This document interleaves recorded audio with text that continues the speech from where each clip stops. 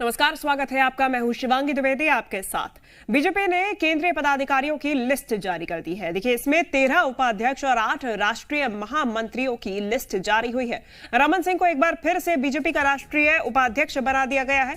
इसके अलावा संजय बंदी और राधा मोहन अग्रवाल राष्ट्रीय महासचिव बनाए गए हैं। अनिल एंटनी और सुरेंद्र नागर को राष्ट्रीय सचिव की जिम्मेदारी दी गई है। तो एक बार फिर से ये लिस्ट जारी हुई है जिसमें रमन सिंह को जिम्मेदारी दी गई है राष्ट्रीय उपाध्यक्ष की। ये जिम्मेदारी इसके पहले भी इन्हीं के पास में थी। इसके अलावा जो लिस्ट जारी की गई है इसमें 13 उपाध्यक्ष के नाम है, 8 राष्ट्रीय महामंत्रियों की लिस्ट जारी हुई है। रमन सिंह को जो जिम्मेदारी दी गई है वो पहले से उनके पास थी। केंद्रीय पदाधिकारियों की ये लिस्ट है जो कि चुनावी साल में महत्वपूर्ण मानी जा रही है। अभी लोकसभा चुनाव से पहले विधानसभा चुनाव है राज्यों में, ऐसे में ये लिस्ट महत्वपूर्ण हो जाती है। किस तरीके से बीजेपी के ये तमाम केंद्रीय पदाधिकारी काम करेंगे, इनकी जिम्मेदारियां भी इसी के हिसाब से नियुक्त की जाएगी।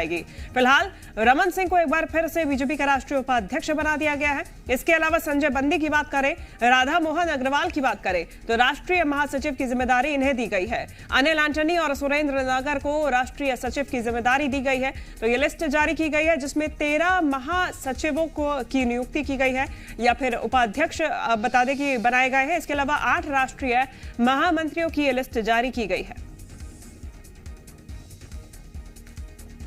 चलिए ज्यादा जानकारी लेंगे जी मीडिया संवाददाता आकाश द्विवेदी राजधानी भोपाल से, वहीं रायपुर से राजेश निषाद हमारे साथ जुड़ गए हैं। राजेश, सबसे पहले सवाल आप ही से, बीजेपी के लिए कितना महत्वपूर्ण हो जाता है रमन सिंह के पास में राष्ट्रीय उपाध्यक्ष की जिम्मेदारी होना, देखते हुए कि इस साल चुनावी साल?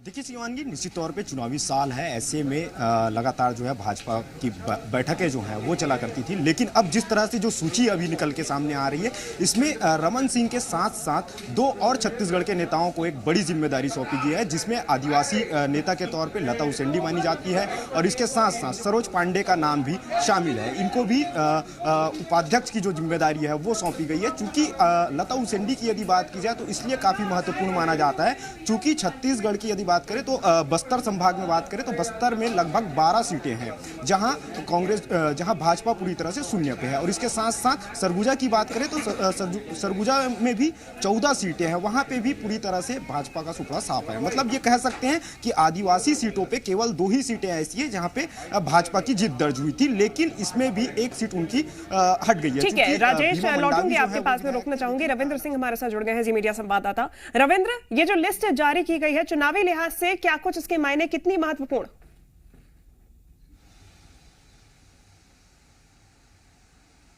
और जो 1-2 वरिष्ठ नेता हैं उनको लोकसभा चुनाव भी लड़ाया जा सकता है या पहले से भी लोकसभा चुनाव की तैयारी कर रहे थे। जैसे राधा मोहन सिंह को उपाध्यक्ष पद से हटाया गया है, लेकिन ये यूपी के प्रदेश प्रभारी भी हैं, 5 बार के सांसद हैं। बिहार में इनको महत्वपूर्ण जिम्मेदारी, पहले अध्यक्ष भी थे वहां के, तो कहीं ना कहीं उनको हटाया गया है। उनके जगह पर लक्ष्मीकांत वाजपेयी को बनाया गया है। भारतीबेन फयाल, ये गुजरात से आती, इनको हटाया गया है। दिलीप घोष बंगाल से हैं, जहां पर बीजेपी को उम्मीद है कि जितनी भी सीटें हैं वो बरकरार रखे। ऐसे में दिलीप घोष को वहां पर मोर्चा संभालना होगा संगठन को लेकर, इसलिए उनको हटाया गया है। जगह दी गई है सरोज पांडे जो राज्यसभा सांसद हैं, लक्ष्मीकांत वाजपेयी राज्यसभा सांसद हैं, लता उसेंडी ये छत्तीसगढ़ से आती हैं, तो इनको जगह दी गई है। उसी तरह से विनोद सोनकर जो सचिव हटाए गए हैं, सुनील देवधर जो सचिव के तौर पर हटाए गए हैं, हरीश द्विवेदी ये भी सांसद हैं, विनोद सोनकर सांसद हैं। इनके जगह पर कामाख्या प्रसाद असम से लाया गया है। असम से अशोक सैकिया जो राष्ट्रीय महासचिव थे उनको हटाया गया है, लेकिन असम से ही कामाख्या प्रसाद को जगह देकर उसकी भरपाई की गई है।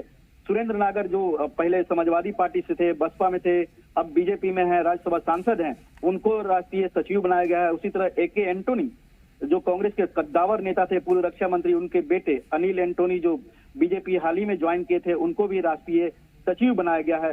तो कहीं ना कहीं ये भरपाई की गई है रणनीति जमीनी हकीकत को देखकर 2024 के लोकसभा चुनाव को भी ध्यान में रखते हुए। रविंद्र, ये जो फहरिस्त सामने आई है इसको देख के कहीं ना कहीं ये कहा जा सकता है कि एक नाराजगी चुनावों से पहले दूर करने की भी कोशिश? देखिए, इसमें ऐसी नाराजगी वाले कोई कद्दावर नेता नहीं है जिनको हटाया गया है या फिर जिनको लाया गया है। ये जो हमें जानकारी मिल रही है बीजेपी के सूत्रों द्वारा, उनका साफ तौर कहना है कि केवल प्रदेश संगठन को और मजबूत करने के लिए और 2024 की लोकसभा चुनाव की रणनीति को ध्यान में रखते हुए इसमें कहीं कुछ लोगों को हटाया गया। हाँ, सीटी रवि जो पहले महासचिव थे, कर्नाटक से विधानसभा चुनाव भी लड़े थे, हार गए थे, उनसे जरूर संगठन में नाराजगी है, नेतृत्व उनसे नाराज है, इसलिए उनको यहाँ से हटा दिया गया है राष्ट्रीय महासचिव से। और आप देखिए कि इसी तरह से आप कह सकते हैं कि जो हटाए गए हैं, पार्टी के नेताओं का कहना है कि बहुत ज्यादा नाराजगी नहीं थी, सीटी रवि को छोड़कर और अशोक सैकिया के परफॉर्मेंस को छोड़ दिया जाए तो। ठीक है रविंद्र, धन्यवाद आपका बहुत तमाम जानकारी हम तक पहुंचाने के लिए। आकाश द्विवेदी, जी मीडिया संवाददाता, लगातार भोपाल से हमारे साथ बने हुए हैं। आकाश, मध्य प्रदेश के लिहाज से बात किया जाए तो फिर कौन से नेता इस लिस्ट में शामिल है?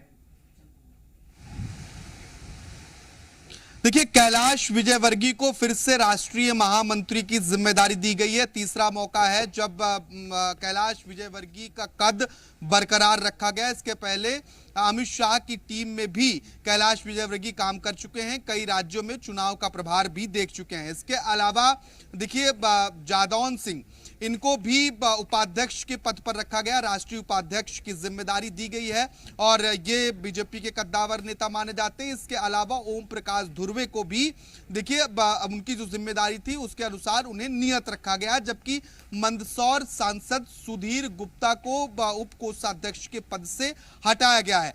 एमपी के लिहाज से देखिए 3 बड़े नेताओं को शामिल किया गया है, कैलाश विजयवर्गीय, जादौन सिंह, इसके अलावा ओम प्रकाश धुर्वे। ये तीनों एमपी बीजेपी के कद्दावर नेता हैं, क्योंकि एमपी में भी चुनाव है, इसके अलावा लोकसभा के चुनाव हैं। तो इन तीनों नेताओं की जो अनुभव है उसका भारतीय जनता पार्टी फायदा उठाने वाली है।